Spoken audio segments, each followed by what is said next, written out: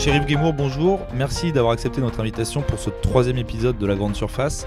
Pour ceux qui ne connaissent pas La Grande Surface, je fais un petit résumé. La Grande Surface, c'est un espace où on se fait plaisir. On reçoit des observateurs avisés de notre sport, le football, que ce soit des économistes, des journalistes, des philosophes, des personnalités publiques.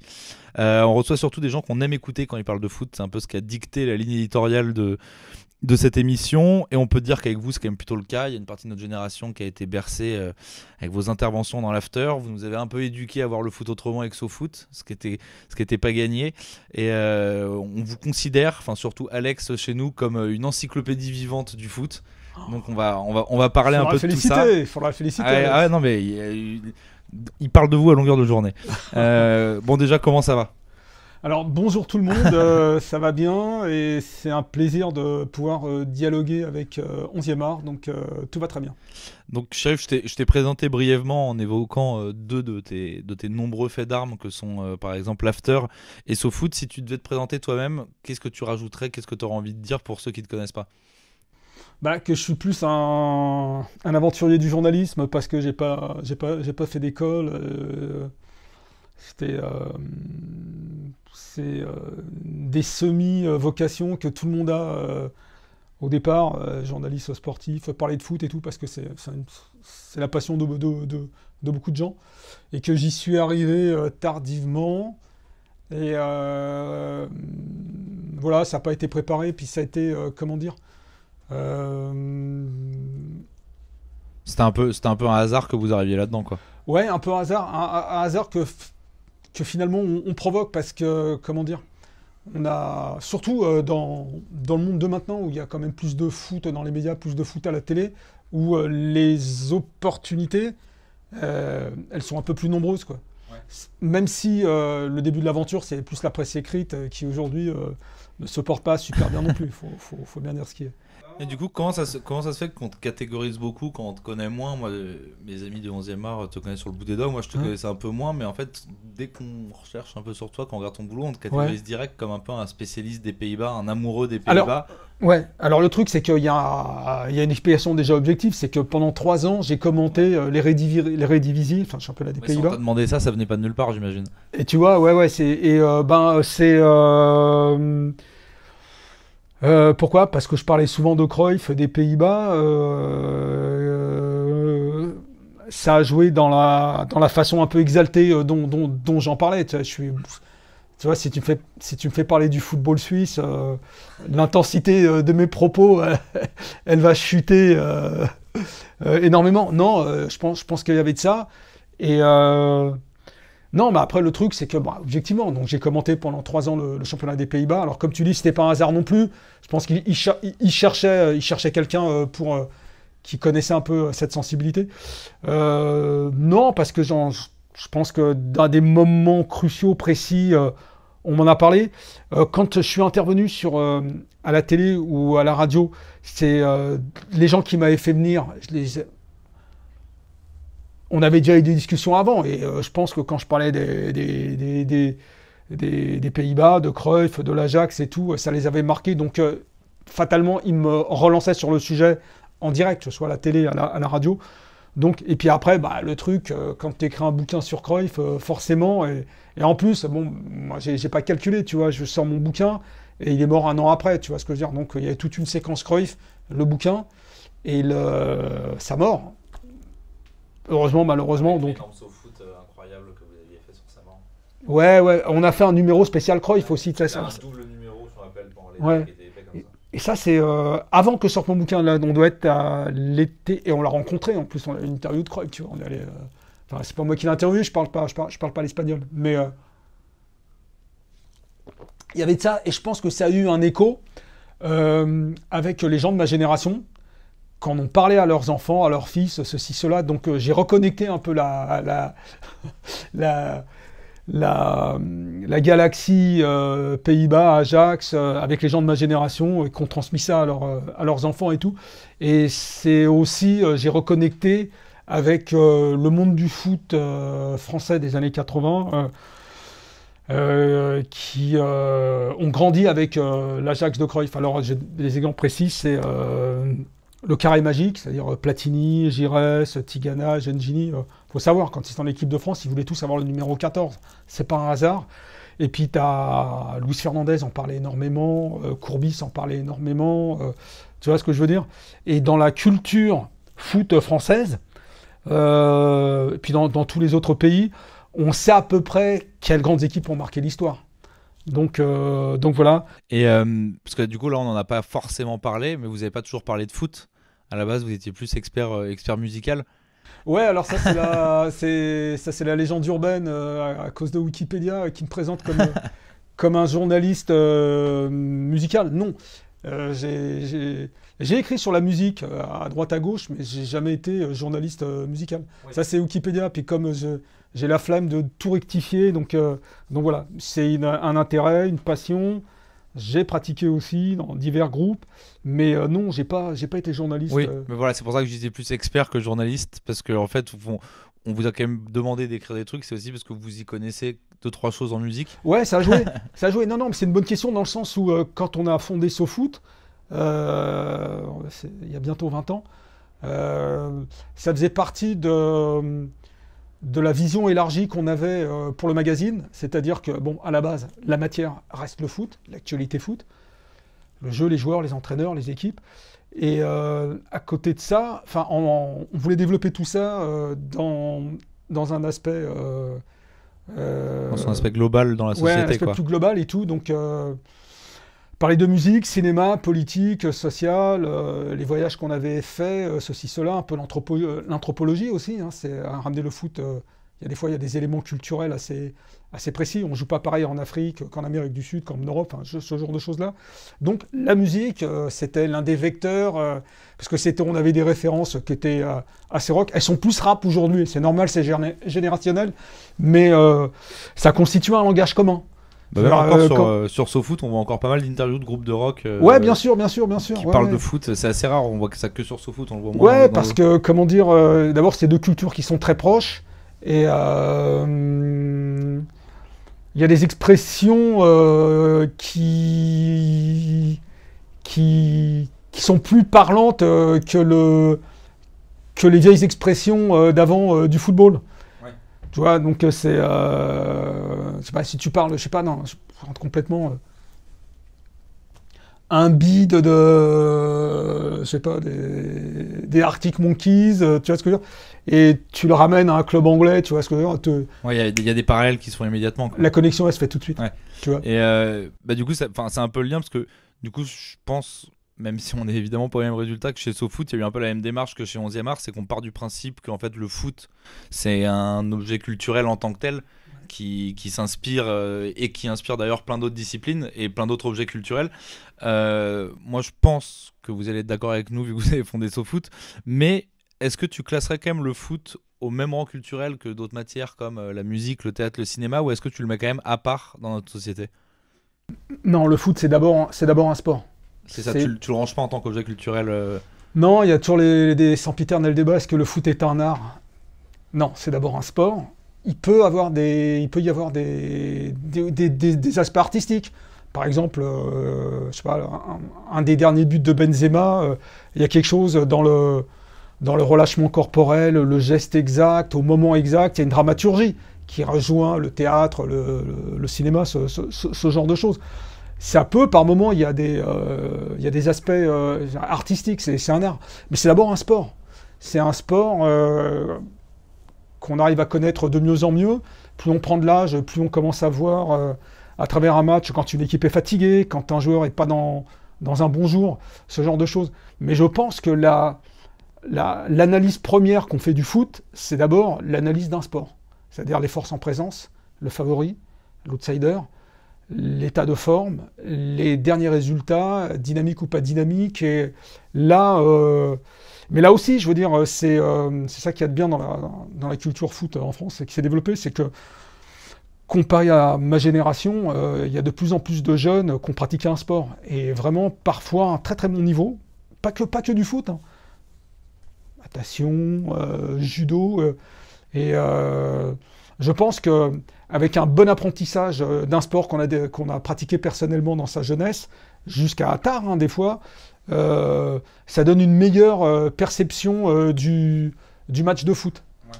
Mais d'abord un sport. Oui, parce qu'en fait, il y a quand même un aspect compétition qu'il n'y a pas dans Ouais, le tout à théâtre, fait. dans le cinéma, et que le plus important, ça reste la compétition, et même s'il y a de l'expression artistique à l'intérieur, quoi. Tout à fait, tout à fait. On arrive à peu près à évaluer les chances d'une équipe dans une autre compétition déjà par rapport au tableau qu'elle va affronter. Parce qu'on sait que maintenant les tableaux sont préexistants. On sait que voilà, le deuxième du groupe B va jouer. Tu vois ce que je veux dire? Et si on voit déjà qu'en poule, tu vas te taper 3 matchs difficiles, on sait déjà que plus tu vas avancer dans la compétition. Donc là, on n'est pas dans l'artistique. Et de toute façon, dans le foot, il n'y a pas de note artistique. Il y a un certain sens de l'esthétisme. Il y a des équipes qui pratiquent un football plus agréable à regarder que d'autres. Mais non. La note artistique, quand tu regardes une finale de 100 mètres aux Jeux Olympiques, bon, évidemment, c'est tous des super sprinters et tout. Mais tu t'en fous du déboulé, du délié, tu vois, de l'amplitude de la foulée. Tiens, à l'arrivée, tu as un premier, un deuxième, un troisième, puis les autres, tu dégages, quoi. Tu n'es pas sur le podium. Et là, on reste dans le sport. Toujours. Avec moi, j'ai oublié de le dire tout à l'heure, il y a Valentin qui est aussi là. Et, Salut Valentin. Qui ne s'occupe pas que de la technique, et du coup, qui avait 2-3 aussi questions à te poser, évidemment. Ouais, salut Shérif. Moi j'ai une petite anecdote, puisque quand on s'est rencontrés la première fois il y a quelques semaines, j'avais un t-shirt David Bowie, et c'est la première réflexion que tu m'as faite avant même qu'on commence à parler de foot. Je sais pas si tu t'en rappelles, mais bon, c'est pas grave. Toi, t'as grandi à l'époque où justement le rock était en plein essor, mais aussi à un moment où les grandes stars du foot commençaient à exploser. Je pense notamment à George Best. Est-ce que tu vois un lien entre ces deux explosions? Pas du tout. Si, il est évident. Alors, plus pour un pays comme l'Angleterre, par exemple. Moi, j'ai toujours associé Johan Cruyff et David Bowie. C'est à peu près la même génération. C'est à peu près... Alors, Cruyff était un footballeur total et David Bowie était un artiste total. C'est-à-dire que c'est des gens qui avaient toujours en avance sur leur époque. Ils ont à peu près le même âge. Ils ont pratiquement percé... sur le plan international, à peu près à la même époque, toute fin des années 60, début des années 70. Ils avaient le même physique, le même regard perçant, la même classe, le même esprit visionnaire. J'ai l'impression d'entendre mon père. Et deux gros fumeurs qui sont morts pratiquement à très très peu de temps d'écart et vraisemblablement tous les deux d'un cancer des poumons. Et sinon, pour le reste, moi ça m'avait marqué... Bon, j'étais quand même encore très jeune, mais quand les punks sont arrivés en Angleterre, c'était évident qu'il y avait, dans la musique punk, il y avait un côté slogan de supporters, et ou même une pointe de hooliganisme, parce qu'il y a pas mal de musiciens punk, c'était des hooligans. Enfin, ils auraient pu finir hooligans violents, ils le racontent eux-mêmes. Et puis, comme c'est une musique assez brute, j'allais dire primaire, ouais, quand même, c'est pas toujours super élaboré. Ça correspondait au football anglais de l'époque, c'est-à-dire du rentre-dedans, du kick and rush, des défenseurs édentés, des attaquants édentés. Tu vois le truc, quoi. Puis c'est des picoleurs et tout. C'était assez marquant, ouais. Justement, pour continuer un peu sur le même sujet, tu as dit un jour, Maradona avait une personnalité artistique avant d'avoir une personnalité sportive. Je sais pas si tu te rappelles avoir dit ça. Oh, j'ai dit tellement de choses. Première question, c'est qu'est-ce que tu voulais dire par là? Et après, j'ai une deuxième question qui en suivra. Ça veut dire qu'il était innocent déjà. C'est vrai, Maradona is innocent. C'est vrai. Disons que Maradona, un peu Cruyff aussi, mais surtout Maradona, c'est... comment dire? Comme son talent est particulièrement singulier, personnalisé, quasiment imprévisible, on sort de la dimension sportive, parce que c'est un bel athlète. Hein. Mais pareil, hein, à la base, c'est un bel athlète, hein, Maradona, c'est assez costaud. Il fait des trucs qui le rangent dans la catégorie artiste, ce sens de l'improvisation. Par exemple, il y a des trucs que j'ai vus, parce que je l'ai étudié, j'ai écrit des trucs pour SoFoot, pour le site. Tu vois que sur une prise de balle, la façon dont il appréhende le ballon, tu vois qu'il a déjà déséquilibré le bloc adverse. Et ça, c'est unique. Tu vois ce que je veux dire? Bon, Lewandowski, tu vois à peu près comment il joue. Tu vois ce que je veux dire? Il est dans la boîte et tout. Il est costaud. Tu sais comment les ballons vont arriver. Maradona, il a 50 mètres du but. Il chope le ballon. Et avant même qu'il ait entamé quoi que ce soit, le bloc en face est déjà... et tu le vois, lui, il sait où il va, puis les autres, ils sont complètement... Ils sont déjà perdus, tu vois ce que je veux dire? Quel joueur dans l'histoire avait cette dimension? J'en vois pas. J'en vois pas. Justement, l'autre question que j'avais, c'est est-ce que tu vois du coup des joueurs aujourd'hui qui sont un petit peu dans ce style-là ou plus du tout?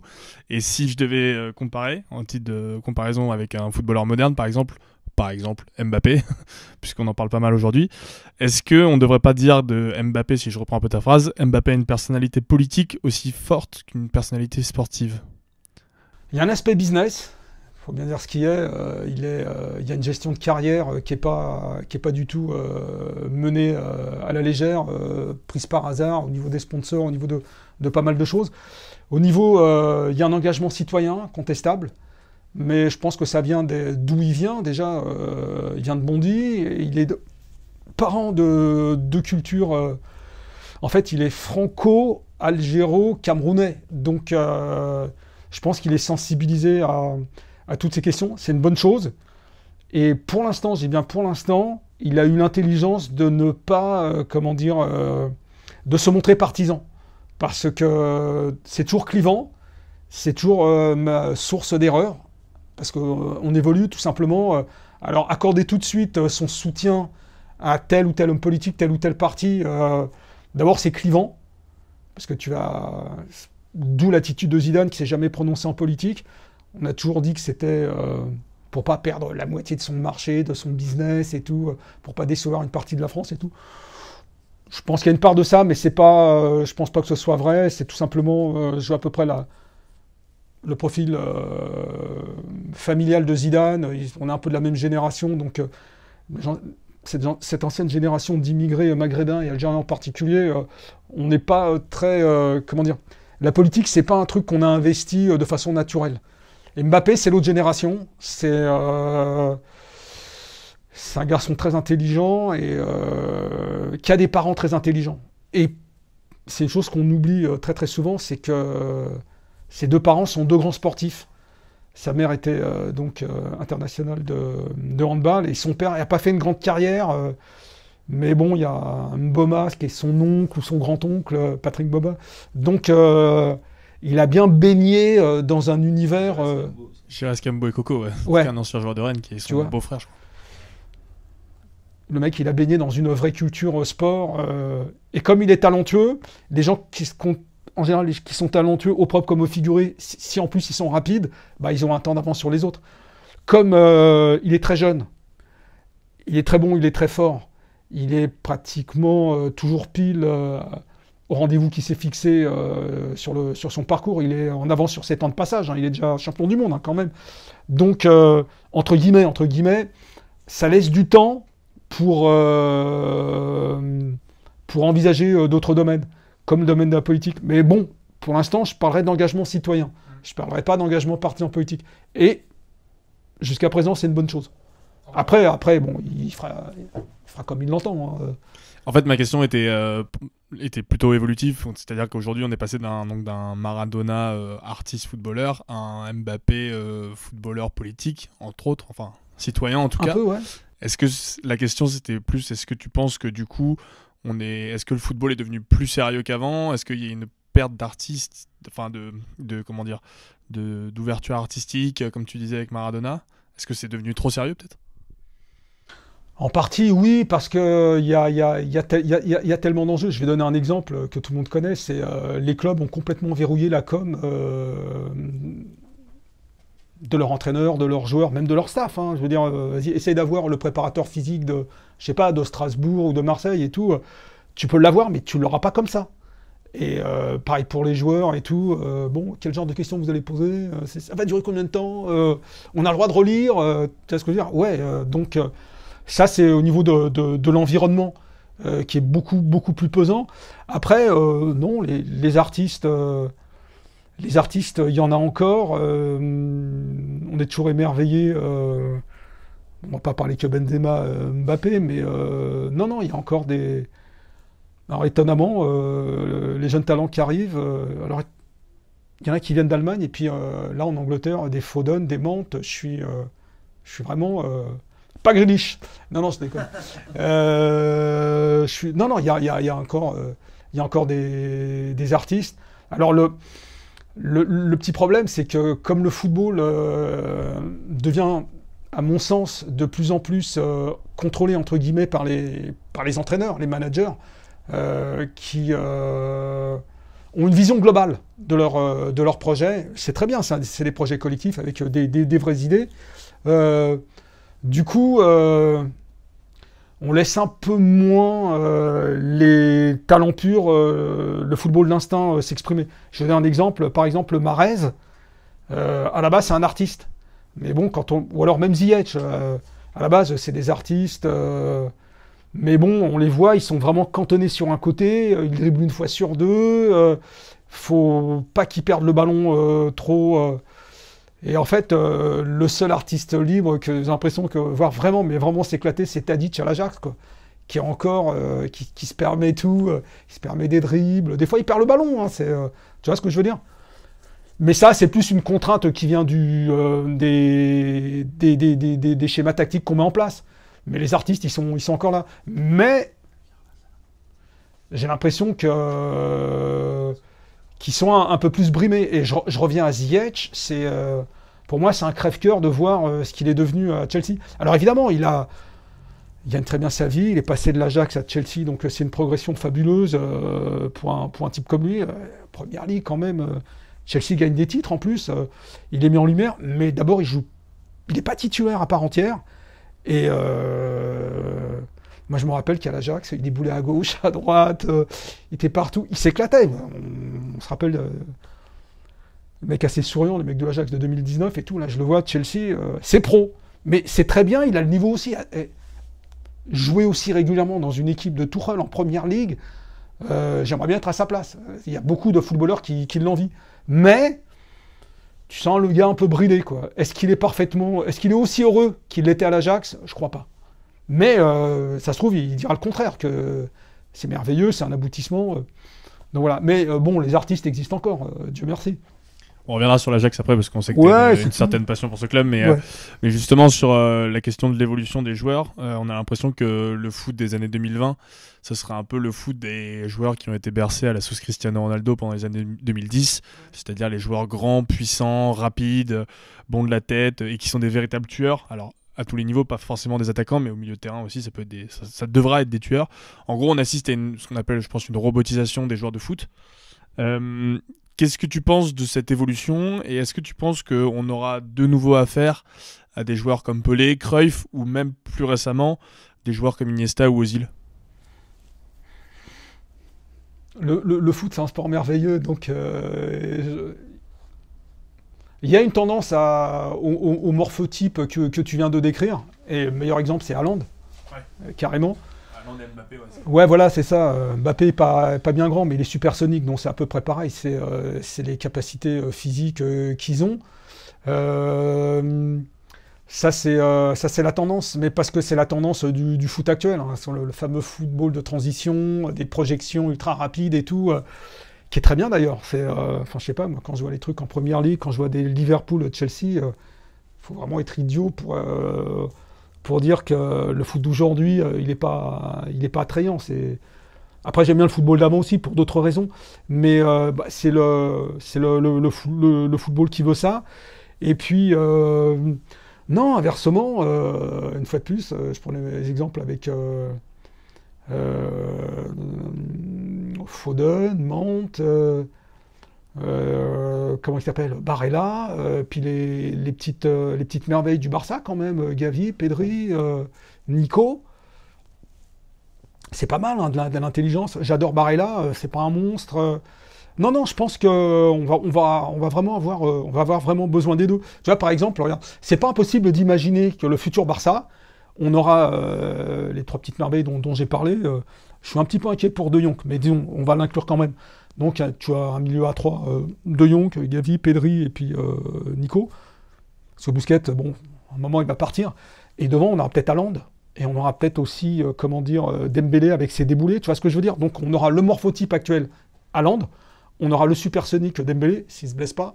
Et puis derrière, les joueurs qui savent combiner dans les petits espaces, qui vont trouver des solutions, qui ont du jeu long, hein, tu vois, c'est, comment dire, moi je crois pas que Xavi est arrivé au Barça pour faire le tiki-taka de Guardiola. Alors, je pense qu'il il va mettre l'accent sur la possession quand même, on se refait pas, on est au Barça, tu vois, on va pas... Je pense pas que Barça va devenir le nouveau Dortmund de Klopp, tu vois ce que je veux dire. Mais je pense que la vitesse, l'impact physique, parce qu'au bout d'un moment, faut pas déconner, l'impact physique, t'en as besoin aujourd'hui, tu vois, c'est peut-être plus ça que je veux dire, parce que même Ouais. sur des joueurs comme Pedri, comme Gavi, etc., c'est des joueurs qui sont très très complets, malgré peut-être des déficits de taille, de puissance. C'est quand même des joueurs qui sont... Aujourd'hui, il y a peu de faiblesse dans leur jeu, ouais. alors que Non, avant... mais Barella, il est costaud aussi, hein, bien Ouais, sûr. exactement. Alors qu'avant, alors c'est peut-être un exemple qui me revient moi, assez naturellement, parce qu'on le considère souvent peut-être comme le dernier vrai numéro 10, c'est Özil par exemple. C'est un joueur qui avait énormément de failles dans son jeu, et dès qu'il a voulu transformer un petit peu son jeu en arrivant à Arsenal en disant qu'il allait courir beaucoup plus, ça s'est vu sur sa qualité de jeu, sa qualité technique, etc. Il y a eu une espèce de chute, alors même si ça reste un joueur fabuleux, hein. Özil, c'est... Comme il arrivait de toute façon dans un Arsenal en déclin, que lui il est champion du monde, hein, donc arrivé dans un Arsenal en déclin, qui a perdu son identité, il l'a pas perdu entièrement, mais c'était plus encore exactement l'Arsenal de Wenger, et puis qui était beaucoup moins compétitif. Visiblement, il y a eu des problèmes dans sa vie, moi je les connais pas, c'est un garçon qui a été assez perturbé, il y a ses prises de position politiques qui n'ont pas arrangé les choses. Il y a aussi peut-être le fait que, entre guillemets, j'en suis pas sûr à 100%, mais je pense qu'à un moment il a dû être rassasié, entre guillemets, donc il avait peut-être un peu moins faim, mais c'est un joueur fabuleux, peut-être qu'il n'était pas apte à faire les efforts que demande le football moderne. Mais quelque part, j'ai du mal à y croire, parce qu'il est tellement fort. Je sais pas. En plus, quand il a commencé à décrocher, il n'était pas très très âgé. Donc après, il y a aussi des joueurs qui résistent moins à l'usure, parce qu'il faut jamais oublier, c'est une chose essentielle, c'est que les footballeurs qu'on connaît aujourd'hui, quels qu'ils soient, hein, dans toutes les premières divisions, notamment en Europe, la plupart ils ont commencé tôt. Alors peut-être pas en équipe première, on est bien d'accord, mais qu'on commençait tôt déjà, ne serait-ce que dans les équipes de jeunes. Parce que moi quand j'étais jeune, ce qu'on appelait les équipes de jeunes, c'était junior, c'est-à-dire 18, 19, 20 ans. Et tout. Là maintenant, il y a les U14, équipe de France U14, et U13 aussi peut-être, non? Enfin bon, peu importe. Mais international U14, U15, ça veut dire t'es dans le game, quoi, t'es dans le circuit.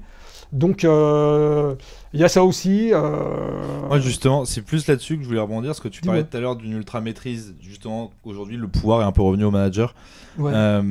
Moi, ce qui me fait peur, c'est parce qu'on parlait de Gavi, de Pedri, de Barella. Moi, je suis complètement fan de ces joueurs, mais c'est des joueurs qui sont très très bons dans ce qu'on attend d'eux à un poste spécifique. Je trouve qu'on perd un peu en improvisation. Est-ce que tu n'as pas peur que ça se soit lié un peu à l'hyper-professionnalisation qui fait qu'on met des gamins dès 11 ans dans des schémas tactiques de Maboule, dans des centres de formation? On entendait David et Zidane récemment dire qu'il fallait refoutre les gamins dans la rue un peu pour qu'ils réapprennent à jouer. Est-ce que toi, ça te fait pas peur que c'est, je pense que c'est ça que voulait dire Val dans robotisation au début, on les fixe, tu vois, genre les mecs ils jouent, on va lui dire à 11 ans, on va dire ouais toi tu seras 8 et tu resteras 8. Les seuls exemples qu'on entend, c'est des mecs qui étaient ailiers mais pas assez bons pour être ailiers qui redescendent latéraux. Mais non, mais c'est aussi une de mes craintes. Voilà, par exemple, pourquoi j'ai vanné tout à l'heure sur Grealish. Bon, déjà, je suis pas hyper fan du mec. Non, mais je vois ses qualités. Ok, d'accord. Moi, quand je vois ce qu'il fait... Bon, quand tu vois à Aston Villa, il avait une certaine liberté, tu vois ce que je veux dire. Il pouvait quand même pas mal dribbler, tu vois ce que je veux dire. Bon, il marquait quand... Et là, tu le vois, il arrive à City et tu vois que c'est beaucoup plus stéréotypé. Il joue toujours sur un côté. Limite, tu mords la ligne, il dribble beaucoup moins. Il est un peu moins dans l'axe, tu vois ce que je veux dire. Et personnellement, alors je me trompe peut-être, parce que Guardiola affirme le contraire. Moi, j'ai l'impression que Grealish est en train de se perdre à Manchester City. C'est pas ce que dit Guardiola. Guardiola, il en est très satisfait, très content et tout. Bon, ceci dit, il est de moins en moins titulaire, donc j'ai des doutes. En plus, bon, évidemment, le prix est démesuré. Mais moi, tu vois, ce que tu dis sur Dis-moi. Grealish, ça me fait vraiment penser à Ziyech à Chelsea. Je pense Pareil. que c'est des mecs qui sont faits pour être des leaders techniques dans des équipes de sub-top, Ouais. mais qui sont pas faits pour être des rouages dans des Alors, qu'est-ce équipes qu'on en fait ultra maîtrisées. Bah, qu'est-ce qu'on en fait alors? Et bah, Qu'est-ce qu'ils vont devenir? faut leur demander de jouer à Dortmund, Bah ouais, peut-être. à Leicester, à l'Ajax, peut-être. à des mecs qui vont Peut-être. tourner des projets de jeu autour d'eux et pas leur demander de raser la ligne pendant 90 minutes et de faire des allers-retours pour l'équipe. Peut-être, ouais. Laisser Tu vois, les par artistes exemple, être des ouais. artistes. Voilà, ouais. C'est pour ça que j'aime Barella. C'est, comment dire... Bon, je dirais qu'il a plutôt un registre axial, mais après, bon, il peut prendre aussi le côté. Et ça m'ennuierait qu'on en fasse un pur numéro 8.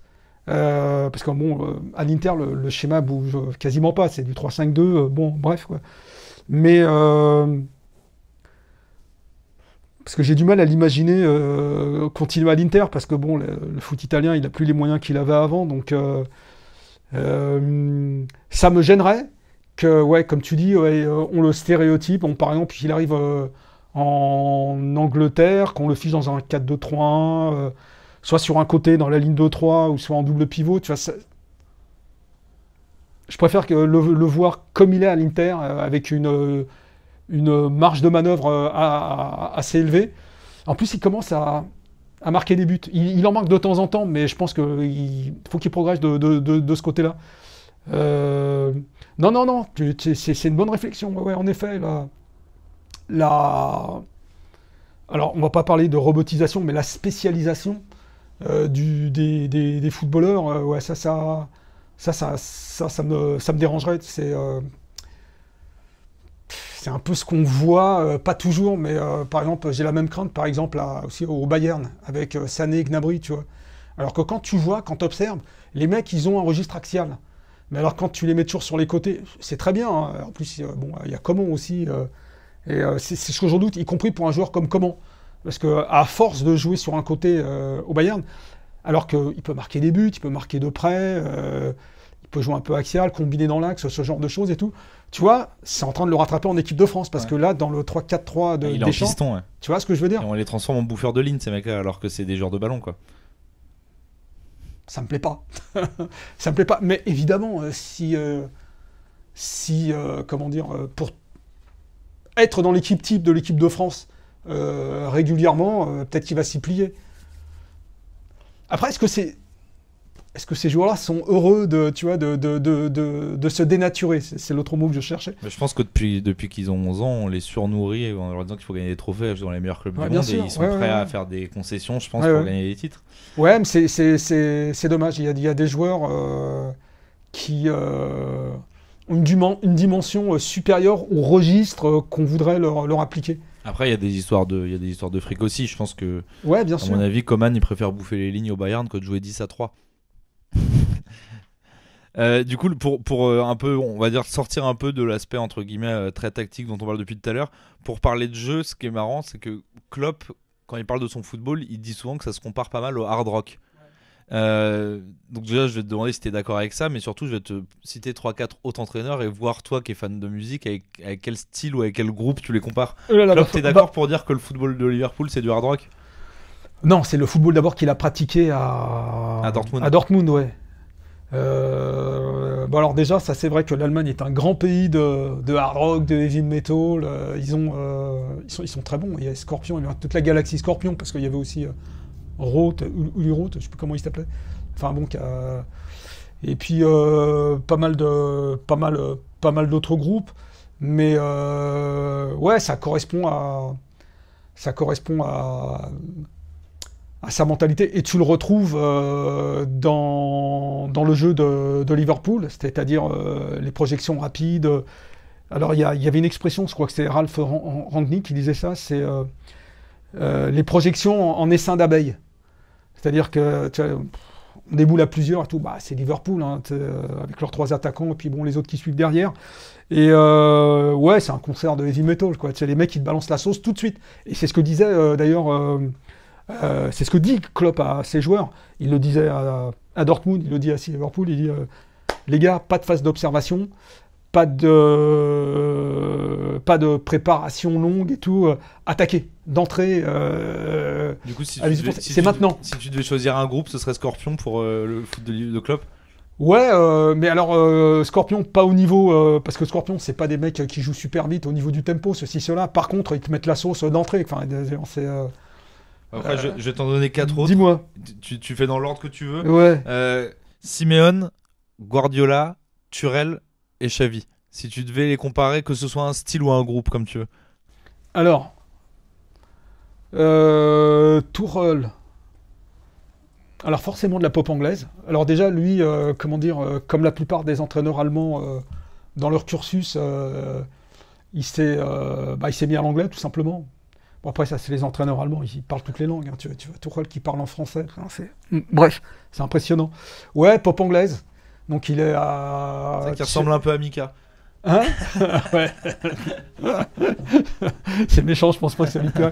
Non, c'est, groupe de pop anglaise à guitare, forcément.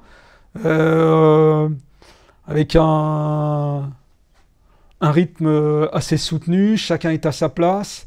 Alors attends, est-ce que ce sera un groupe à 2 guitaristes ou à 1 guitariste? Parce qu'en général, la formule, en général, c'est les quatuors, un batteur, un bassiste, un guitariste et un chanteur. Est-ce qu'il y aurait 2 guitaristes? Ouais, 2 guitaristes, ouais. Ouais, parce qu'ils attaquent quand même à plusieurs, ils font des surnoms. Alors donc, un groupe de pop anglaise à guitare avec 2 guitaristes. Alors un nom... Radiohead pour Tuchel? Non, parce que Chelsea, c'est quand même plus nerveux. Radiohead, c'est un peu... Tu vois, je pense vraiment que c'est un groupe juvénile. J'allais dire Arctic Monkeys, mais Arctic, c'est pas mal aussi. ils sont combien? Ils sont 4? Ils sont 4, ouais. Et les Strokes, ils sont 4? Ils sont 5, les Strokes. Ah. Tu Mais vois, ils sont pas anglais, c'est des New-Yorkais. Ouais, mais c'est du rock à guitare. Ok. Et New York, c'est un peu l'Angleterre. D'accord. C'est dans la... Si, dans la musique, ouais, ils sont très... c'est pas des Californiens, c'est pas des Ouais. Texans, tu vois. Non, ils sont très, très guitare, un peu énervés. Un bon point pour vous, les gars. Ok. Ouais, du coup, il nous en reste 3. Il nous reste Guardiola, Simeone et Xavi. Guardiola, donc... pareil. Groupe avec plein de musiciens. Parce que lui, son rêve, c'est jouer qu'avec des milieux, donc tu oublies les attaquants. Et, mais quand même bien orchestré. C'est presque une fanfare, quoi. Ouais, mais avec un esprit communautaire. Alors, je penserais là au groupe pop brésilien des années 70, genre Los Baianos.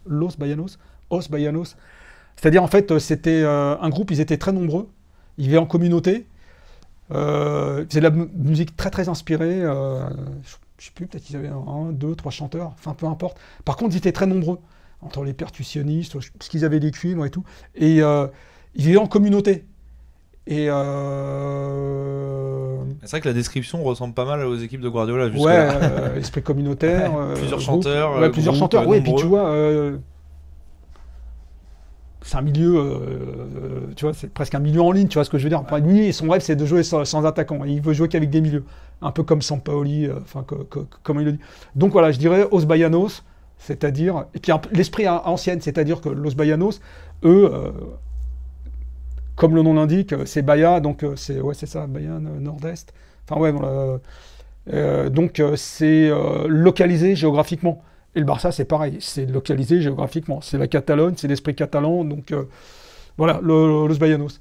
Et pareil, c'était pas des violents, de la musique rapide, c'est plutôt de la musique qui coule, bien inspirée, une musique qui coule de source, comme le Barça. Tu sais, là, Ça coulisse. Ouais, mais là je parle du Barça de Guardiola. Parce que là, quand il joue, il y a eu son passage. Justement, le Barça de Xavi. Le Barça de Xavi. Alors c'est pas un groupe, c'est pas un groupe, établi, c'est un groupe qui en répète. C'est du rock de répétition. Ils sont dans le local, ils sont en train de brancher les amplis, ils sont en train d'accorder les guitares. C'est les mecs qui jouaient de la musique pendant le confinement par Zoom, mais il y avait un décalage. Ouais, mais là, tu vois, quand t'appelles, le groupe est en train de se constituer. Je pense qu'ils ont une idée de la musique qu'ils veulent faire. Ils n'ont pas encore trouvé le nom, tu vois. ils se posent des questions sur le batteur. Est-ce qu'on a pris le bon batteur et tout? Est-ce qu'on en change? Bon, on verra plus tard, il faut trouver le nom du groupe. Est-ce qu'on prend un clavier ou pas? Disons, c'est un groupe en gestation, donc on peut pas, tu vois ce que je veux dire? On reviendra vers toi dans 2-3 ans Ouais, quand le groupe sortira son premier ouais, album. Ouais, non, parce que là, c'est... En plus, il y a des hauts débats, hein, tu vois, ils sont quand même éliminés de l'Europa League contre Francfort. J'ai rien contre Francfort, tu vois ce que je veux dire? J'ai vu faire 2 matchs fabuleux contre le Real. C'était en demi-finale de Copa del Rey, ouais, c'est ça, en Arabie, là. Et puis, le Classico, quoi. Et là, je me suis dit, c'est bon, le groupe, tu vois. Ils vont sortir leur EP. Voilà, l'équipe a trouvé son style, c'est ça. Puis là, non, on voit que... Ouais, c'est juste qu'ils avaient joué en fait dans la salle de concert, dans la salle des fêtes du village. Ouais, voilà, non, ils étaient pas encore prêts pour passer. Ouais, donc ils se sont retrouvés à faire la première partie de je sais pas, de Rihanna et tout. Mais en fait, c'est que Rihanna et c'est qu'une première partie. Donc on va attendre qu'ils fassent la tournée des stades, des grands stades. Mais c'est en bonne voie. Du coup, dans un autre style, parce que ça, c'est plus compliqué, c'est Simeone. Ça, je serais curieux Alors, de voir. Simeone, c'est comment dire? C'est comment on appelait ça? Massive Attack, technopop. C'est-à-dire une musique bien écroulée, il se passe pas grand-chose. C'est bien, hein, c'est de temps en temps. En fin de soirée à 3 grammes. Ouais, voilà, et puis bon, Massive Attack, il y a quand même des bons chanteurs, donc ça décolle avec tous les bons chanteurs qu'ils ont eu. Mais c'est très très écrasé, c'est techno-dub, c'est... Musique, c'est un style sans relief. Mais là, je suis dans la caricature. Mais bon, quand tu vois les 2 matchs qu'ils font en Ligue des Champions contre City, franchement, ça ressemble à rien, quoi. On croyait avoir atteint pas le néant, mais c'est hyper décevant, quoi, au niveau surtout que c'est ce que tu dis, c'est de la technopop, mais avec des très bons musiciens, quoi. Donc ça fait ouais, voilà, mais chier, c'est ça. Mais ouais, non, mais le truc c'est ça, tu vois. Mais ça reste un style un peu écrasé, un peu plombé. Ça bouge pas, c'est des tempos très très lents. Et que ce soit en musique ou que ce soit en foot, par moment, t'as de la vraie inspiration. Une fois de plus, tu peux avoir des super chanteurs, parce que bon, c'est un groupe à chanteurs multiples, hein, Massive Attack. Pareil, avec les quelques artistes qu'ils ont, là, l'Atlético, t'as des bouffées d'inspiration comme ça, t'as des éclats, t'as des fulgurances et tout. Mais c'est quand même un peu plombé. T'écoutes pas Massive Attack quand t'as besoin de bouger, quand t'as la pêche, tu vois ce que je veux dire? C'est bon. Voilà, quoi. Ça me fait penser à ça. On se décolle un petit peu du sujet de la musique. T'as écrit dernièrement un article dans la revue de l'After, sur l'identité dans le foot. Est-ce que tu peux nous expliquer un petit peu la démarche de cet article? Bon, je sais que c'était parce qu'il y avait toute une revue sur l'identité dans le foot, que le football était identitaire. Ouais. Mais est-ce que tu peux nous expliquer comment est-ce que tu as eu l'idée de cet article et comment est-ce que tu as voulu l'écrire? Et nous répondre aujourd'hui, est-ce qu'il existe des identités encore dans le foot national et dans le foot de club? Ça fait beaucoup de questions. Alors, à la base, c'est pas moi qui ai eu l'idée, c'est Daniel. Donc, c'était la thématique de ce numéro de l'Afterfoot La Revue, parce que c'est souvent... à chaque numéro, il y a une thématique. Donc, la thématique, c'était l'identité. Et Daniel m'avait demandé de parler identité et cliché, parce que ça va de pair. C'est, par exemple... et développer la part de vrai. Est-ce que c'est évolutif? Est-ce que ça existe encore, ceci, cela? Et c'est vrai qu'en foot, il y a des purs clichés qui ont la vie longue, qui ont la vie dure, mais qui au départ étaient vrais. Par exemple, quand on te dit que le foot anglais d'avant, c'était du kick and rush, beaucoup de jeux aériens, très bons joueurs de tête, sur des pelouses pourries ou détrempées, avec des mecs qui courent toujours, parce que c'est, comme disait Jean Dupeux, c'est du football du Nord, donc football du Nord, tu cours beaucoup, déjà pour te réchauffer et ensuite pour faire du foot. Donc tout ça, c'est parfaitement vrai. On a parlé du foot brésilien, qui était très artistique, tu vois, avec les dribbles chaloupés, le sens du spectacle, le côté un peu filou de la mentalité brésilienne, le côté un peu dansant. L'aspect germanique, les Allemands et tout, costaud, physique, la grosse Bertha qui te lamine, quoi. Tout ça, on était dans les clichés. Et en fait, tout ça, c'est des trucs, je dirais pas qu'ils sont vrais à 100%, mais les caractéristiques globales, elles étaient vérifiables. Et pendant longtemps, ça a été comme ça, même s'il y avait des exceptions. Par exemple, on parle du football hyper défensif italien. Blinde derrière, le catenaccio et tout. Alors, c'est vrai que dans la culture de foot italien, ils ont toujours produit des grands défenseurs. Ceci dit, si ça traverse... Jusqu'à aujourd'hui, ils ont gagné l'Euro. C'est qui la vedette? Alors évidemment, t'as Donnarumma, la vedette, c'est quand même Chiellini. C'est lui qui est... Si on met un visage sur cette équipe d'Italie qui a gagné l'Euro, je suis désolé, mais c'est Chiellini. Chiellini, c'est quoi? Défenseur central de la Juve de 36 ans. C'est-à-dire, tu peux pas faire plus caricatural, on est d'accord. Et Roublard, t'as vu quand il échange les fagnons, tu vois ce que je veux dire, ou alors les tirs au but, il prend je sais plus quel capitaine et tout. C'était qui le capitaine de l'équipe d'Espagne? C'était Azpilicueta. Mais comment il l'a... Et il l'a pris par la nuque. Mais comment il l'a embrouillé, tu vois, en rigolant. Et tu sais qu'il a gagné, tu vois. Mais ça, tu vois, c'est le côté un peu Roublard des Italiens. Ok, on est dans les clichés. Il y a une part de vrai, tu vois, c'est... Donc, et c'était donc l'article, c'était de dire quels étaient les clichés de départ, est-ce qu'ils étaient vrais? Pour la plupart, oui. Et est-ce que ça a évolué? Oui, mais dans le bon sens ou le mauvais sens? Plutôt dans le mauvais sens, puisque le football s'est uniformisé, en fait. Et alors, mon meilleur exemple que je donnais, c'est, à mon avis, l'un des tournants du foot mondial, c'est la Coupe du Monde 98. La Coupe du Monde 98, je pense, hein, c'est une caractéristique très très générale, je pense que c'est la dernière Coupe du Monde où les particularismes continentaux avaient encore du sens. Je m'explique. Tu avais un foot sud-américain, représenté entre autres par l'Argentine et le Brésil, il y avait un foot africain, il y a un foot européen et un petit peu un foot asiatique. Foot asiatique qui était en train d'émerger avec la Corée du Sud et le Japon. Alors il y avait un petit côté scolaire parce que bon, c'est souvent des entraîneurs étrangers qui doivent respecter les codes de la société, des sociétés extrême-orientales. Comme Arsène Wenger quand il était parti au Japon. Ouais, voilà, exactement. Donc, quand on te dit, ouais, les Japonais, ils ont le sens du collectif, il n'y a pas une personnalité qui doit dépasser ce genre de choses. Tout. Bon, tu le retrouvais un peu dans leur façon de jouer.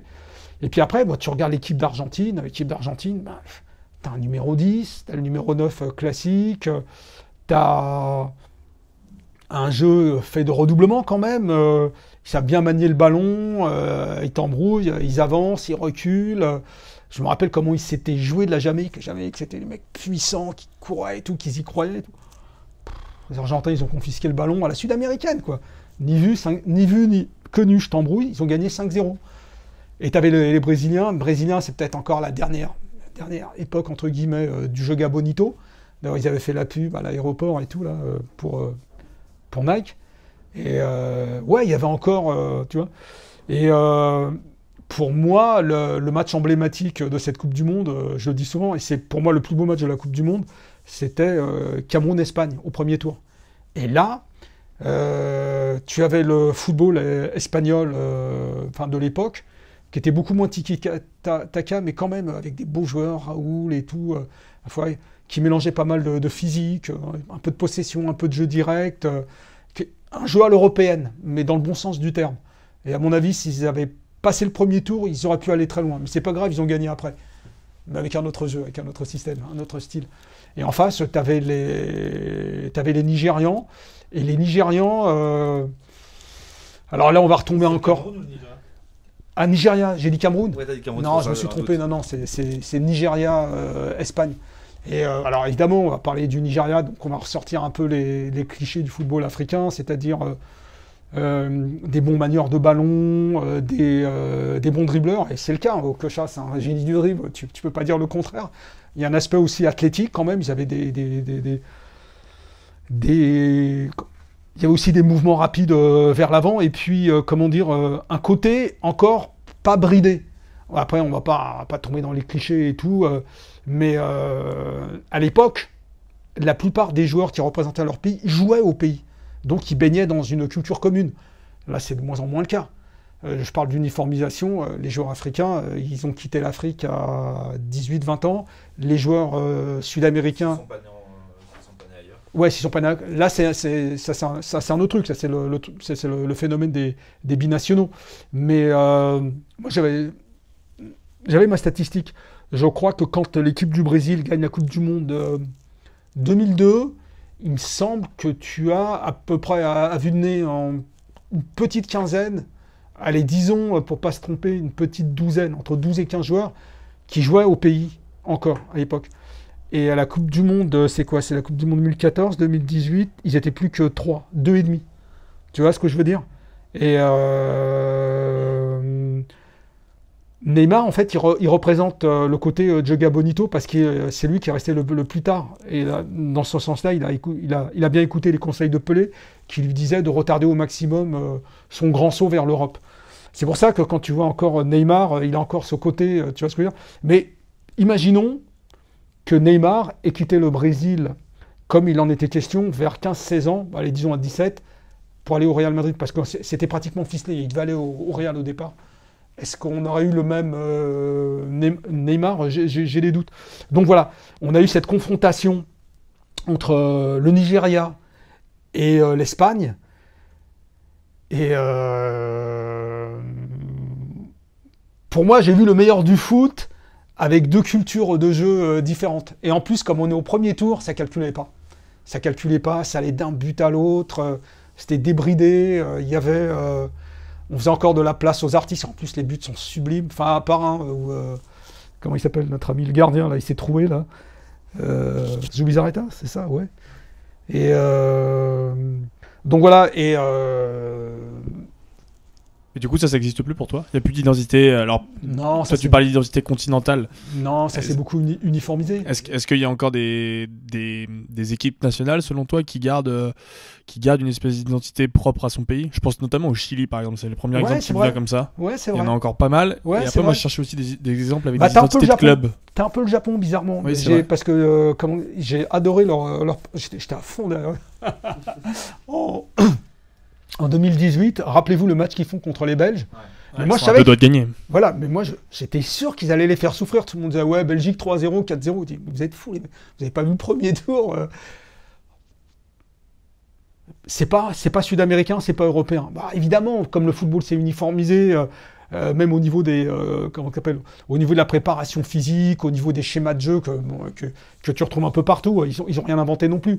Ils jouaient pas en 2-3, genre de truc typiquement japonais. Ça n'existe pas. Mais par contre, il y avait... alors là, je parlerais de sensibilité. Plutôt que d'identité, je parlerais de sensibilité. Il y avait une petite sensibilité, je ne sais même pas si c'est asiatique, parce que là, on va encore retomber dans les trucs, mais un truc à part. J'en suis sûr et certain, pour moi, ils avaient un truc à part.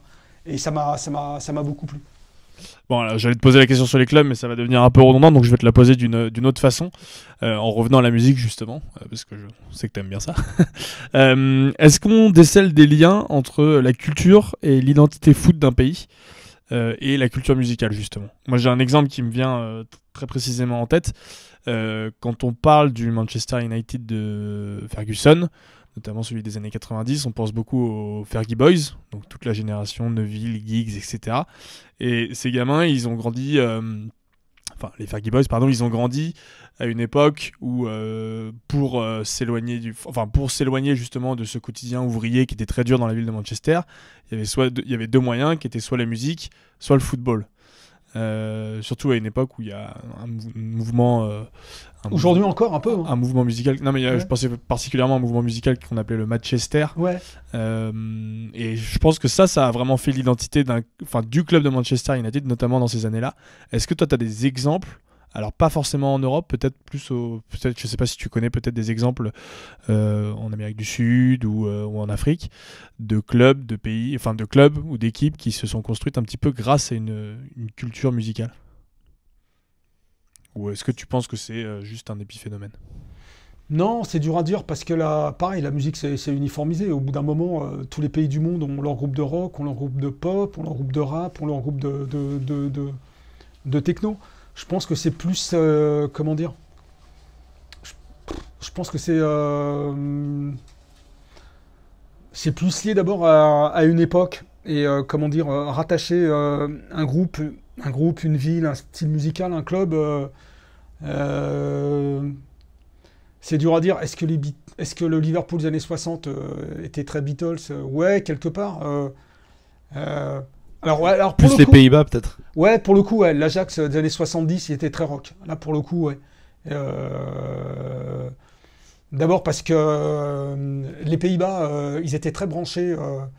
D'abord, ils voyageaient beaucoup et quand il y avait des grands festivals de musique, bon, hippies, ceci, cela, fin des années 60, 1970, quand les grands festivals sont arrivés en Europe, il y avait toujours un gros contingent de Néerlandais. Mais pour en venir aux joueurs de l'Ajax, début des années 70, le grand Ajax de Cruyff, de Krol et tout, non seulement ils étaient inspirés par cette musique-là, musique de liberté, de comment on l'appelle, puis Puis même dans le look, quand tu les vois les ouais, photos. le look, ouais, déjà ils avaient adopté le look. Ils écoutaient un peu de tout, ils écoutaient Barry Olzoff, le stopper, là, ils écoutaient du Led Zepp quand même, tu vois ce que je veux dire. Ce qui n'était pas commun aux footballeurs. Hein. Les autres footballeurs, généralement, ils écoutaient plus de la variétoche, ce genre de trucs. Et eux, ils étaient vraiment... et ils allaient voir des concerts ensemble. Pas tout le temps, parce que le samedi, ils jouent, le samedi soir, ils jouaient, tu vois. Donc. Mais non, ça, par contre, ils l'ont toujours revendiqué. Bon, alors, rock en général... alors, comme tu dis, on l'a retrouvé dans leur attitude, dans leur look, leurs cheveux longs. C'était un groupe de rockstars. C'est beaucoup de gens qui les ont vus arriver quand ils jouaient des matchs en Coupe d'Europe et tout, quand ils arrivaient à l'aéroport. Il y a beaucoup d'anciens journalistes marseillais qui racontent, quand ils ont vu arriver l'équipe d'Ajax à l'aéroport Marimiane, C'est des rockstars, les mecs. Ouais, les gens qui passaient, ils disaient mais quoi, c'est quoi, c'est qui ce groupe de rock et tout, non, c'est l'équipe les d'Ajax. photos avec Ouais, tu leurs vois, cheveux ouais. longs, leurs lunettes. Ouais. Et là, par contre, ouais, il y avait une scène rock aussi en plus aux Pays-Bas, notamment à Amsterdam.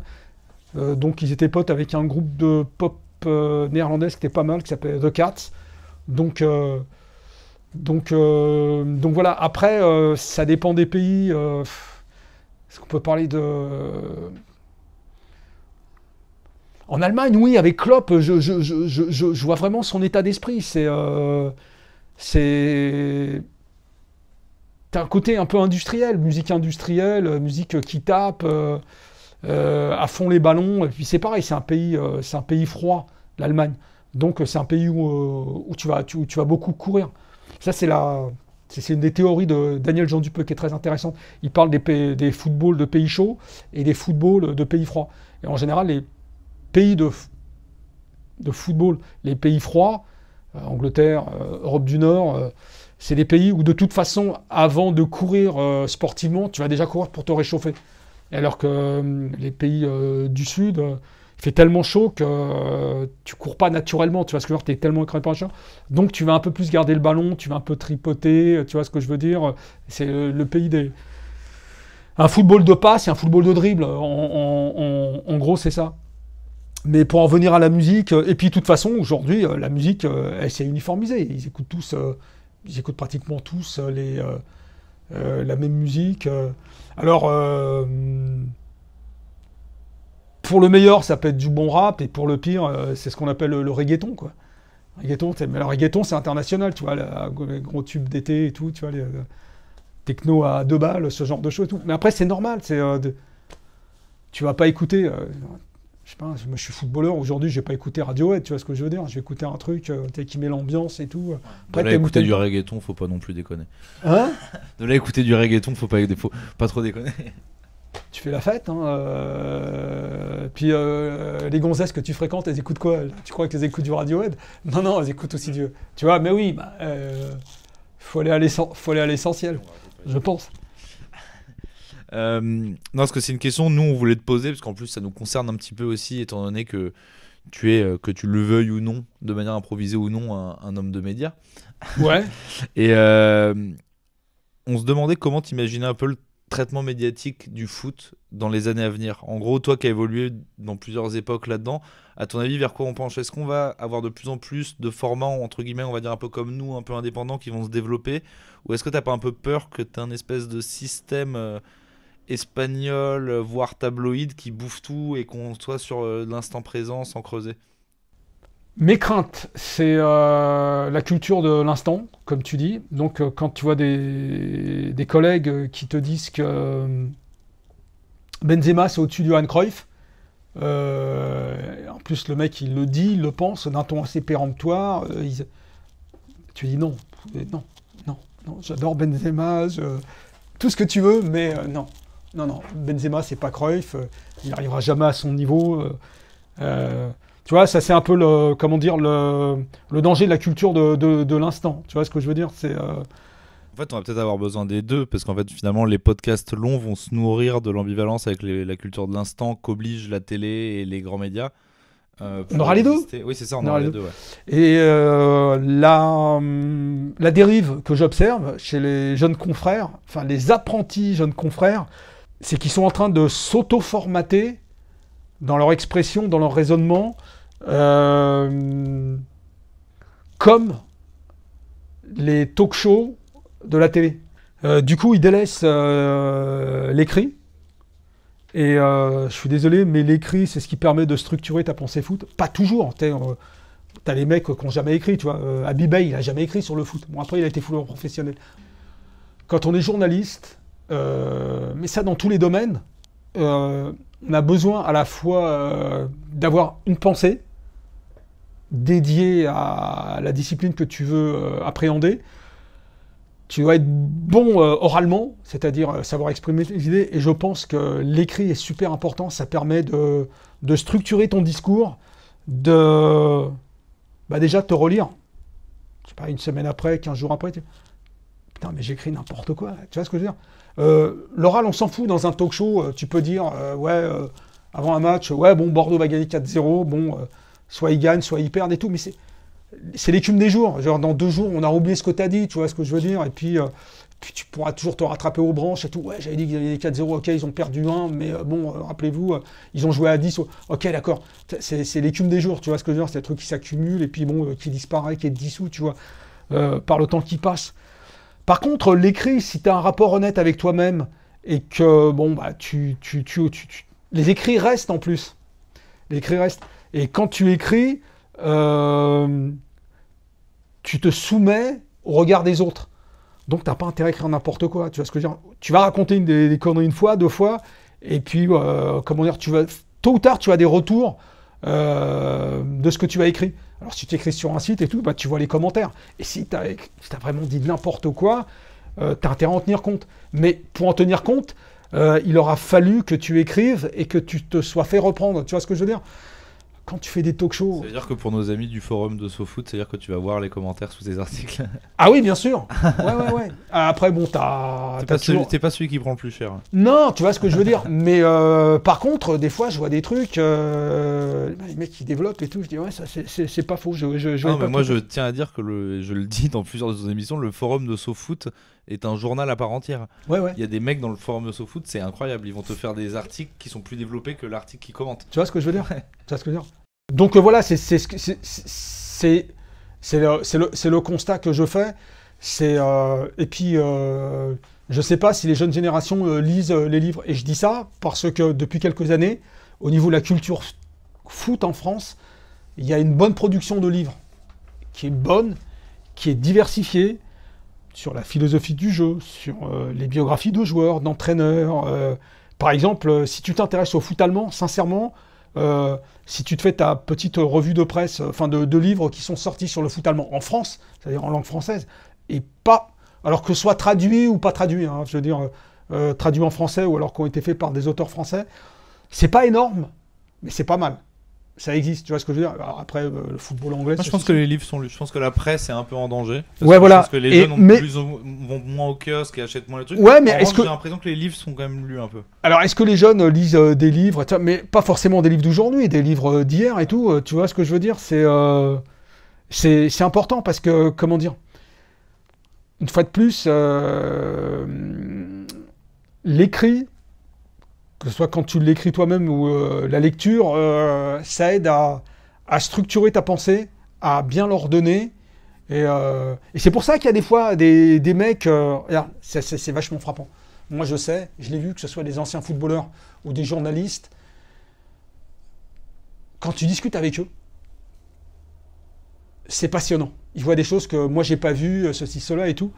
Et alors, tu as des journalistes, quand ils passent à l'écrit, ils font des articles absolument insipides. Tu te dis, mais non, mais c'est pas ce que tu m'avais dit quand on avait tchatché tous les deux en voiture, on a revenu d'un match et tout.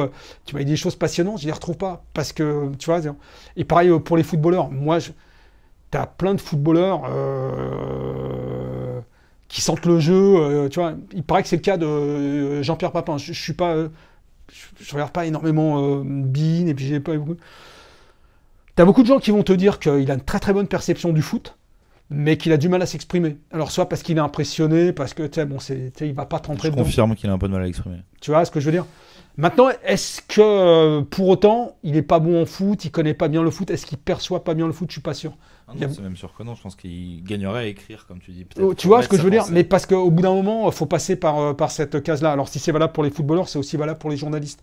Je pense que t'as des mecs, ils savent pas ou ils ont du mal à restituer toutes les choses passionnantes qu'ils peuvent te dire à l'oral. On surveillera ça de près, du coup, on va faire gaffe, nous, du coup, peut-être plus écrire avant de... Moi, j'écris même mes mots de transition, je les mets au cas où... Non, mais c'est pas forcément des articles de 17 000 signes, tu vois ce que je veux dire? C'est simplement prendre un papier et tout, peut-être l'after, les 3 points, tu vois ce que je veux dire? Bon, alors évidemment, les 3 points, tu peux les avoir, mais si tu peux les noter et tout, parce qu'il faut les ordonner, tu sais, quand tu commences à les ordonner, et Daniel est très bon là-dessus, tu vois, il va te donner un premier point, un deuxième point, et le troisième qui découle des 2 premiers, tu vois ce que je veux dire? Ok, c'est bon, je vais te suivre jusqu'au bout. Ça veut pas dire que je suis d'accord avec toi. Non, mais c'est ordonné. Tu vois ce que je veux dire? Mais par contre, tu vas l'écouter jusqu'au bout. Parce que le truc, c'est structuré, c'est ordonné et tout. Après, t'es d'accord ou t'es pas d'accord. Mais... du coup, tu vas pas lâcher le truc. C'est important, ces choses-là sont importantes. On a peut-être normalement, on a 2 dernières questions qu'on pose régulièrement à tous nos invités. Peut-être que ça va nous permettre de clore ce sujet. Si tu as 3 matchs à conseiller de regarder pour comprendre le football. Ouais. Alors, il y en a un que je connaissais pas. Et, donc, on a fait un numéro spécial bilan des années 2010. Alors, c'est mon ami Ravir. Prieto Santos. Donc je devais choisir 10 matchs. Un match par année. C'était SoFoot, donc le numéro bilan des années 2010. J'avais déjà mes matchs à peu près année par année. Je savais après. Puis après, il y avait des matchs qui étaient incontournables. Hein, donc il m'en a recommandé un. Alors, est-ce que c'est Atlético Bilbao contre le Barça, pelouse détrempée, à San Mamés, 1-1, 2-2, je ne me rappelle plus. Et Ravir m'avait dit, il faut que tu regardes ce match, Shérif, si ça t'intéresse, chronique-le. Tu casses les couilles, il va falloir que je le regarde et tout, 1h30 et tout, j'ai déjà mes matchs et tout. Et je l'ai regardé, ouais bon attends, c'est Bielsa contre Guardiola. Donc le terrain est détrempé, sauf que le ballon il sort jamais des limites. Non mais c'est fabuleux, tu vois. En plus il y a plein de principes qui me renvoyaient à ma culture Cruyff et tout. C'est-à-dire le bloc est devant le ballon et pas derrière le ballon. Et les 2 équipes le pratiquent, tu vois ce que je veux dire. Il y a 2 4-3-3, mais c'est pas les mêmes 4-3-3. Tu vois, t'as Bielsa, il joue avec un vrai 9. Guardiola ne joue pas avec un vrai 9. Tu vois, t'as tous ces petits trucs-là et tout. Après, si t'as envie de... T'as vraiment la foi, vas-y, il va regarder ce match. Je pense que notre ami Alexandre, avec qui on fait les podcasts, va le regarder. Donc, un mélange Guardiola-Bielsa, c'est pour lui. Ouais, donc tu as le Nigeria, Espagne, Coupe du Monde 98. On n'a jamais eu cela, normalement. C'est vrai, c'est bien, parfait. Ouais. Ceux-là, on les a jamais eu. Non, parce qu'après, il y a des matchs évidents. Je veux dire, qu'est-ce que... Justement, c'est pas ça qu'on veut, nous. Ouais. Ta perception. Donc, le Ajax Bayern de 74, mais bon, ça c'est un peu vieilli et malheureusement il y a 0-0 à la mi-temps. L'Ajax gagne 4-0, mais tu as le 0-0 à la mi-temps. Mais par contre, si tu veux regarder ça avec un œil exercé, tu vas voir ce que c'est que le foot total et tout. Tu vas voir qu'à un moment, le libéro, il passe numéro 10, donc le numéro 10 qui est un peu Cruyff et tout, il recule en position de libéro. Tu vois le latéral gauche, Ruud Krol, il devient ailier. Si tu veux vraiment faire l'effort, de faire ta fiche tactique avant le match et tu vois un peu ce qui s'est passé, puis au bout d'un moment, comment tu vois l'équipe d'Ajax en train de laminer le Bayern, ils mettent du temps à marquer le but, mais à l'arrivée, il y a 4-0, tu vois ce que je veux dire. Et c'est là aussi que tu vois pourquoi Beckenbauer est un joueur extraordinaire, c'est qu'il est dans l'équipe qui a perdu, mais à chaque fois qu'il est en situation où il est pressé, il a qu'un geste à faire, qu'une passe à faire, il l'a fait, il reste toujours calme au milieu de la tempête. Son équipe est en train de se faire exploser. Tu vois, même quand ils sont menés 2-0, Beckenbauer, il se sort de situation, il va te faire un extérieur du droit de 30 mètres, tu vois ce que je veux dire, qui aère l'équipe, tu vois, à la manière d'un Pirlo, tu vois ce que je veux dire. Le grand Pirlo, tu sais, de l'Euro 2012 et tout, alors avec le Milan ou avec la Juve et tout. Et après, pour l'équipe de France, l'Euro 2000. Alors, pas de match en particulier. Regardez tout l'Euro 2000. Voilà. Autant l'équipe 98 m'a crispé. Ils ont gagné, c'est très bien et tout. Mais l'Euro 2000, c'est... Alors, pour ceux qui connaissent pas Zidane, Thierry Henry, la défense, Barthez aussi. Parce que c'est des vrais matchs, en fait. Alors, les scores sont pas fabuleux. Hein. Il n'y a pas eu du jeu d'un but à l'autre et tout ça et tout. Mais c'est le paroxysme. C'était une machine de guerre. Ouais. Machine de guerre, intensité, et surtout en face, tout le sud de l'Europe qui est à son top. Portugal, Espagne, Italie. Tu peux pas faire mieux. L'Europe du Nord était complètement larguée, mais ce Portugal aurait pu gagner l'Euro. Cette Espagne aurait pu gagner l'Euro. Bon, l'Italie, c'est à ça, tu vois ce que je veux dire. Mais là, par contre, tu vois, équipe de France 98, bof, même si c'était fort. Entre 98 et 2002, parce que 2002 c'est le fiasco absolu, mais voilà, n'importe quel match de la France, même y compris les matchs de poule contre la République tchèque, le Danemark et tout, c'est pas mal. Mais alors, Italie, alors dans l'ordre, Espagne, Portugal, Italie, c'est... Bon, très bien. Écoute, on est passé de 3 à 15 matchs, donc c'est bien. Non, les gens ont le temps de se distraire, le temps de notre prochaine interview. C'est parfait. On a les matchs qui se recoupent quand même, que tu vas retrouver chez les autres, heureusement. On a une dernière question normalement où on demande un conseil pour les jeunes qui voudraient, qui voudraient devenir, bon, dans ton cas, journaliste, puisque normalement on interviewe des économistes, etc. Là, on t'aurait demandé en temps normal ceux qui voudraient devenir journaliste, mais tu as écrit un bouquin avec Dominique Rocheteau qui s'appelle Le guide du respect dans le football. Ouais. Et on sait qu'aujourd'hui l'éducation c'est un sujet qui revient beaucoup chez les jeunes footballeurs. Ouais. Du coup on a changé un petit peu notre question et on se demandait est-ce que tu peux donner alors 3 et pas 15 sinon mais on promouvra le bouquin. Est-ce que tu peux donner 3 conseils pour des parents qui mettraient leur gamin au football? Comment est-ce qu'ils devraient les éduquer? Comment devraient leur apprendre à jouer au football? Je suis pas assez éducateur pour ça. C'est comment dire,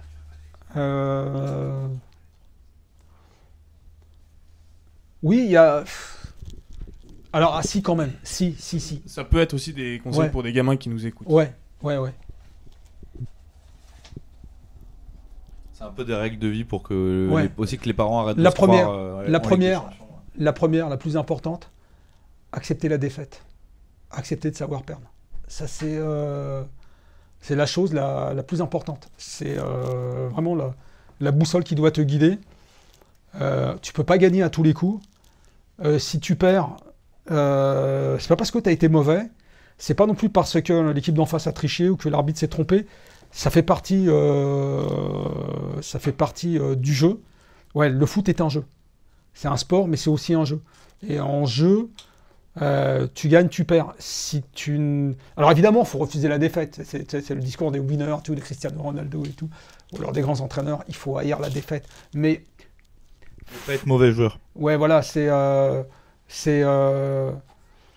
accepter la défaite parce que ça veut dire aussi que ce soit au niveau individuel, au niveau collectif, tu as une marge de progrès. Tu as perdu aujourd'hui, mais tu gagneras peut-être la prochaine fois. Et puis, ce que tous les acteurs du foot ont dit, on apprend beaucoup plus dans la défaite que dans la victoire. Et surtout, ça induit évidemment les notions de fair play, de respect de l'adversaire,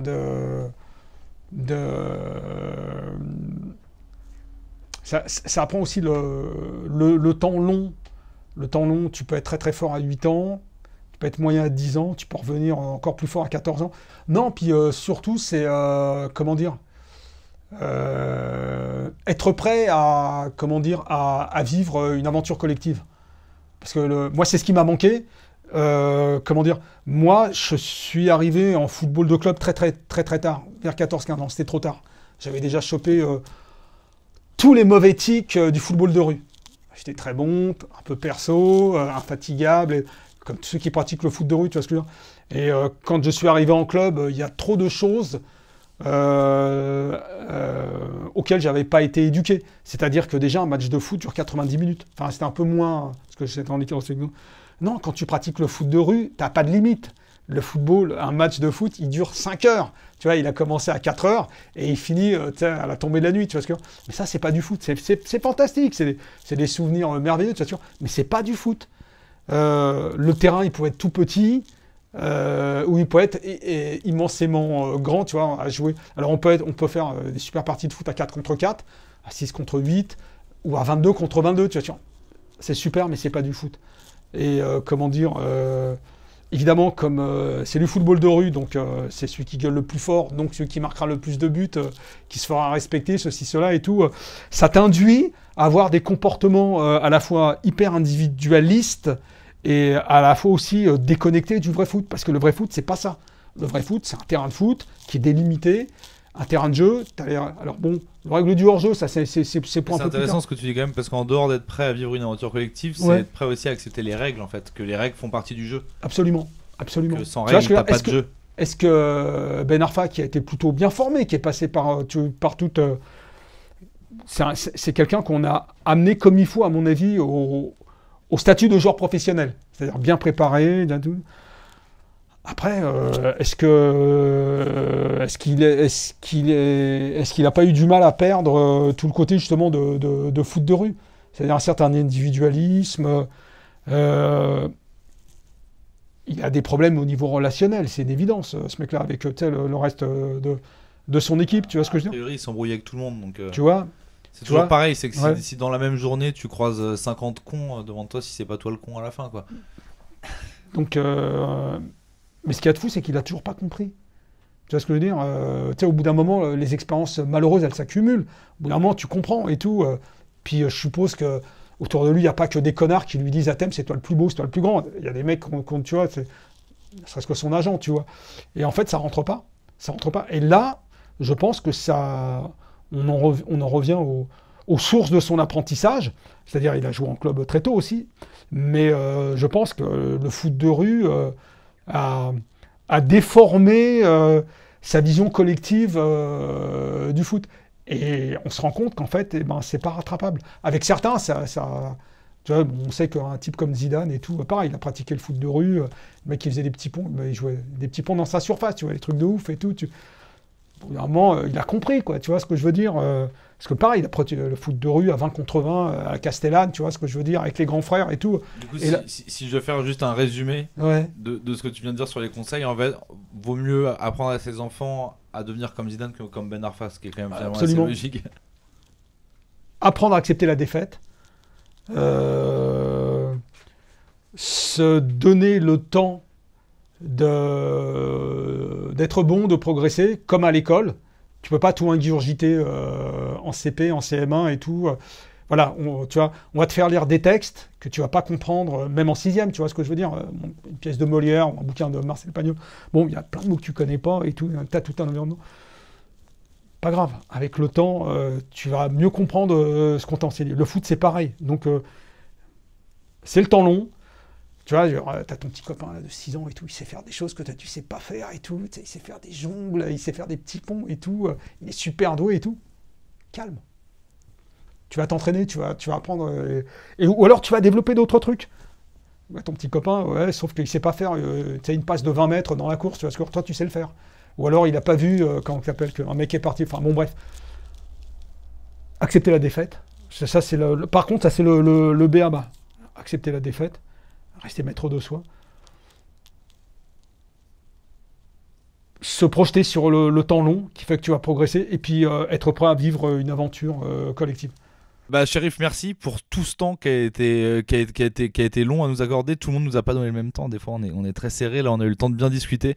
C'était vraiment très cool. Merci pour tout.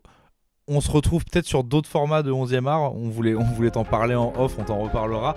Et puis pour tous ceux qui nous regardent, merci à vous de nous suivre, de nous écouter. On revient très vite avec un nouvel épisode de La Grande Surface. Salut Chérif.